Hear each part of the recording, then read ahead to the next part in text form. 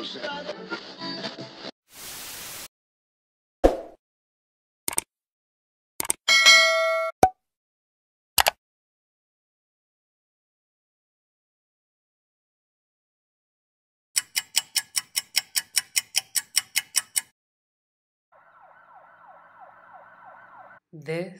is the story of Mikeona Johnson.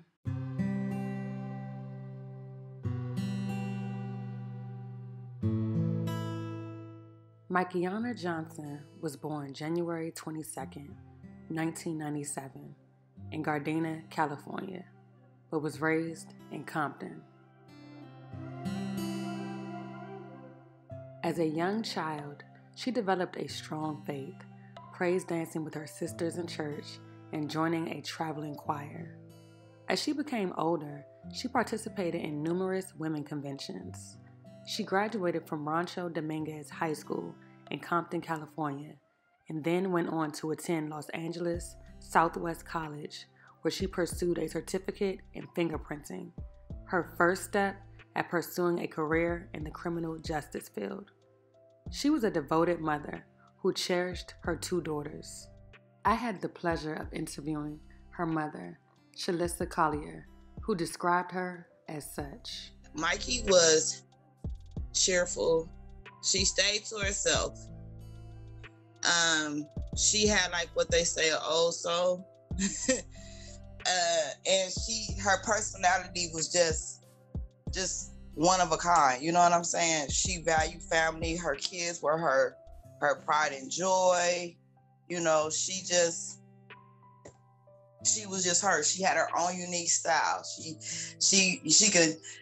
has the biggest smile you could ever possibly think of. You know, she could light up a room. She's goofy like me. She's goofy like me, but she was truly one of a kind, and you know, she loved helping people. Like literally, she loved helping people, and I just feel like right now it's my turn to help her. You know what I'm saying? Mikeona was extremely close to her siblings, and before and after having her own children, she often took on the role of a second mother to her younger brothers. Her and Alicia were like sisters. They are sisters, but they had, you know how some sisters, one minute they cool, the next minute but you can't mess with the other one because, you know, you're going to have a problem, you know. She has two younger brothers who they looked at as like a second mom. She was real close with them, especially the oldest one. The youngest one, they were close as well. And like I said, she was like a second parent to them. Like, she'll be like, Mom, I got him. Mom, don't even trip, you know. She was like my backbone, like, you know. In the evening hours of September 9th, 2020, Mikeona left her home that she shared with her boyfriend and father of her youngest child to go to Burger Palace, a local hamburger spot in her South Los Angeles neighborhood. However, she never returned. The next day, Mikeona's boyfriend alerted her family of her disappearance, which they immediately deemed suspicious. She went to the hamburger stand by herself, which is kind of odd because Mikey would always take her girls with her. Like, if you seen Mikeona, you've seen her daughters. You understand what I'm saying? So that was kind of odd to me. And then we found out, like I said, the boyfriend notified my mom the next day. And my mom called me and I was like, hell no.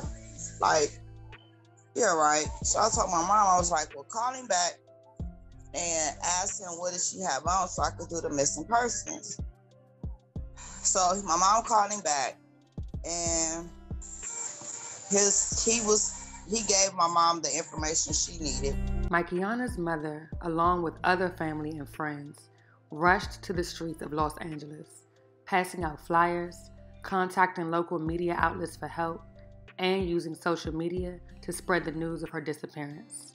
Passed out the flyer. Her older sister and a couple of my nieces hit the streets running, you know, because this just wasn't like her. So a week later, I got a phone call, and during that week, I was like getting like stupid calls, not like that, but people was calling me talking about, oh, well, we seen her car on the freeway and it was on fire, and just a lot of stuff. So they knew anything else you guys tell me, I needed proof, because it was just too emotional. Little did her family, friends, or daughters know this would be the last time they would hear from Mikeona or see her live. On September 16th, 2020, just a week after she was reported missing, her family received the worst news possible. Now at 11, outrage and sadness after a woman's body is found inside a parked Mercedes just blocks from her home. The family says the death is suspicious. Good evening. I'm Chuck Henry. And I'm Colleen Williams. We now know that woman has been missing since last week. Tonight, her family spoke to NBC4's Beverly White. Family and friends leaving 96th Street leaned on one another for support after officials removed the car and the remains of 23-year-old Mikeona Johnson. Relatives say Johnson, who has 2 young daughters, never returned from a fast food run 1 week ago. They had told me that they had found her car, and when I got here that it was taped off, and they let my mom know that that was her. Johnson's relatives are heartsick their missing person flyers failed to help bring her home safe. Me and my cousin, her sister, we've been out here every day doing our own investigation, trying to figure out where my cousin been. We're told someone recognized the Mercedes from the flyer around noon today and called the missing woman's family. This cousin is furious. Mikeona Johnson was found in the back seat of her own car on a well-traveled street. All of a sudden, her car is where it hasn't been, because we've been on this block multiple times. Her car was not here, but all of a sudden it's here. The condition of Johnson's body was not released. The coroner will determine how she died. Loved ones call her death suspicious, and they say it leaves a huge hole in their close-knit family. Imagine having to tell a 5-year-old that they mama not coming home. Ain't nobody thinking about that, though. When they did the to my sister. I want justice for my cousin, and she go get her justice because she didn't deserve it. Late tonight, LAPD South Bureau tells us they're treating the Mikeona Johnson case as an undetermined death. So anyone who knows how she wound up here on the north end of Jesse Owens Park near the driving range should give them a call. So I got a phone call and somebody spotted her car 4 blocks from her house. By the time we got there, they had already started roping her off. So we couldn't even go to the car.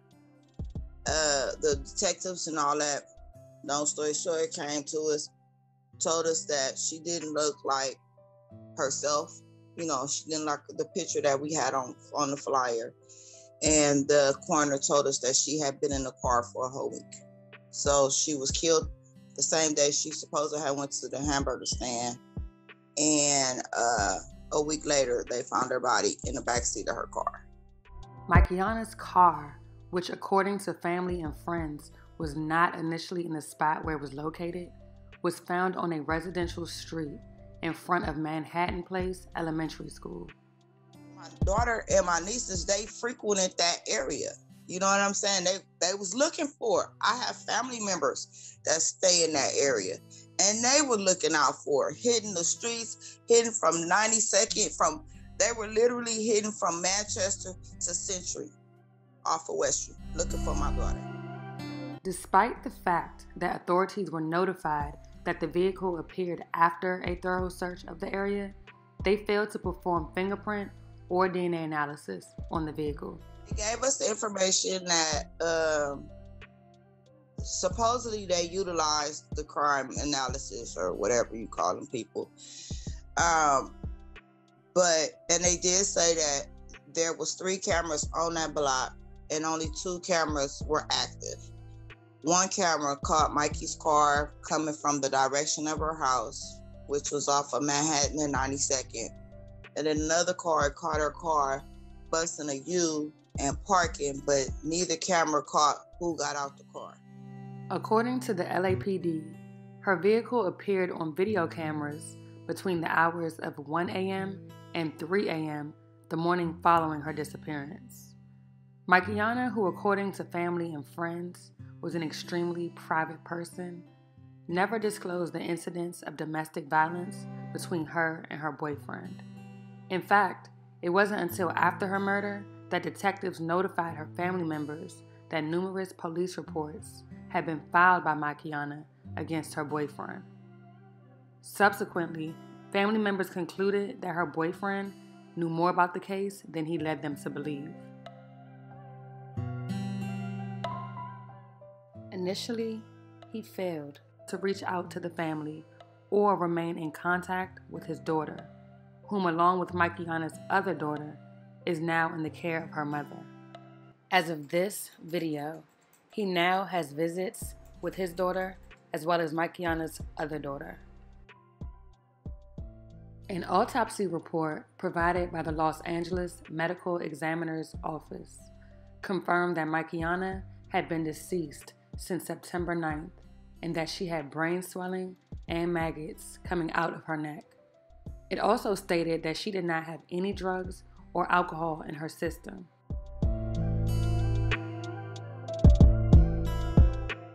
Although she had been found partially clothed, there appeared to be no signs of trauma to her vaginal areas, and she had no physical marks or bruises that would indicate a cause of death.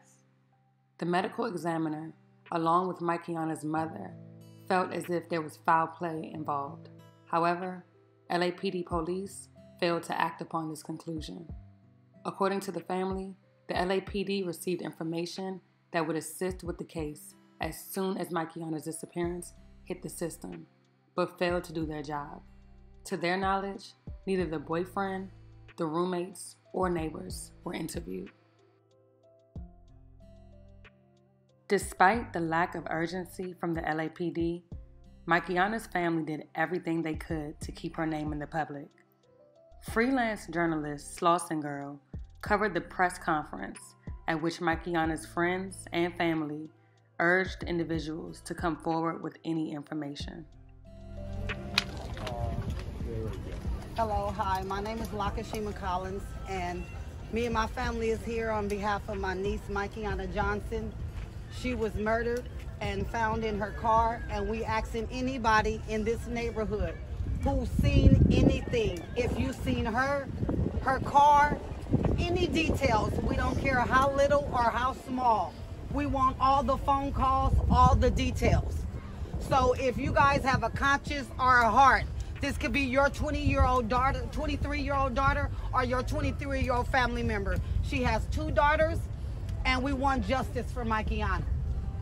She did not deserve to die this way, and we're not going to rest until we find out what happened to her, and whoever did this to her is in jail. So we begging you guys, please come forward with any information that you have, because we need peace. We cannot sleep, we cannot eat until we know what happened to Mikeona Johnson. Her daughters want to know what happened to their mother. When they have questions later on in life, we want to have answers. So we need y'all help, the community help. Please, help us help her children get justice for their mother. Please. Please. Never have. Please. She didn't deserve that. We want justice for We want justice for Mikeona. This girl was a beautiful spirit. She was a good mother. She did not party. She did not hang out in the streets. She was a good mother. She went to church and she took care of her children. Never in a million years will we ever think something like this would happen to her. So we begging y'all, please, help us help her children. Let's get justice for Mikey. On 3, justice for Mikey. 1, 2, 3. Justice for Mikey! Although Mikeona's family has yet to receive an official cause of death from the coroner's office, Los Angeles police detectives, along with the Los Angeles Medical Examiner coroner's office, have decided to close the case just 6 months after her disappearance due to a lack of leads. The officials assigned to the case visited her mother at her home to tell her the upsetting news in March of this year. When they notified us in March that they were closing her case because of lack of evidence and no cause of death. But we also, the captain reached out to us last week and he confirmed that they are not going to reopen her case because the coroner did not deem her death as a homicide. Once I got the autopsy report, it seemed like everything that the detectives or whatever told us, it was invalid. You know what I'm saying? Like, they said she had brain swelling. You only can get that from trauma. Cases have been open for years and still have not yet been filed. But hers, they closed it after 6 months. Her mother, along with the rest of her family and friends, are now left with little to no information regarding how her daughter went missing in Los Angeles, as well as her subsequent death. They are left with more questions than answers as they grapple with the reality of how Black women and men are often disregarded within the criminal justice system. Earlier this year, the Mikeona Johnson Foundation was created by her mother and cousin. In our interview, she describes its purpose and why it was created. Mikeona Johnson Foundation was started by myself and my cousin. Like I said, Mikey was always the type to help people. So we decided to start this foundation to help other women that were in the same situation as her get the resources that they need, the strength that they need, be their support team to allow them to be stronger. Because my main purpose is for another family not to go through what me and my family is going through. You know what I'm saying? Mm-hmm. So if I can help the next girl, okay, you know what? Let me do this. I can't keep doing this. Then, I feel better. I myself am a domestic violence survivor. So it touched home. Let's help other women, give them the resources, give them the referrals, give them the help that they need. So like I said, another family won't have to go through this. I mean, we had her funeral. We couldn't even do an open casket. That's how bad she was.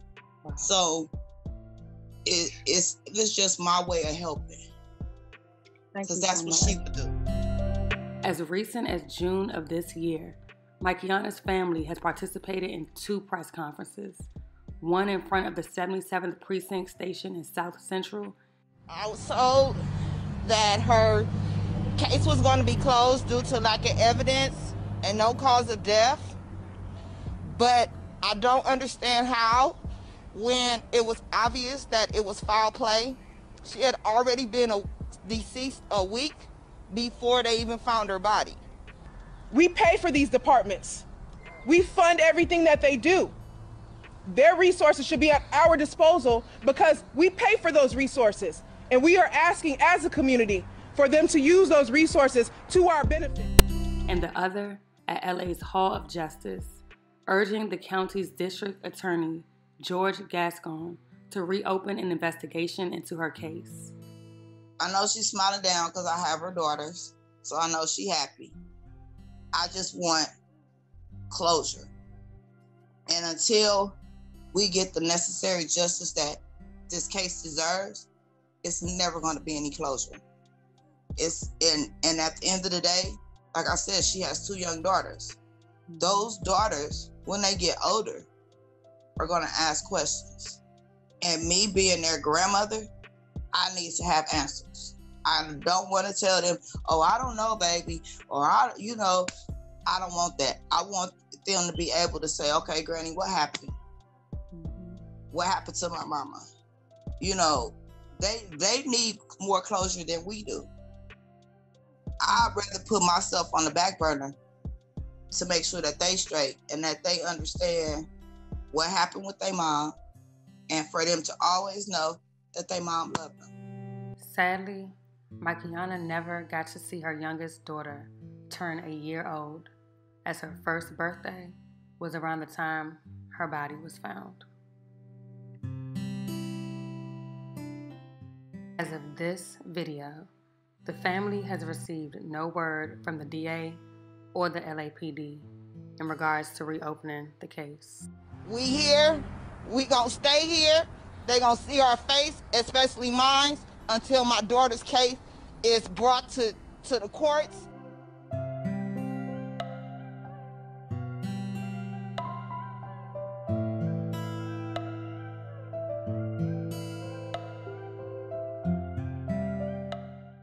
This was the story of Mikeona Johnson.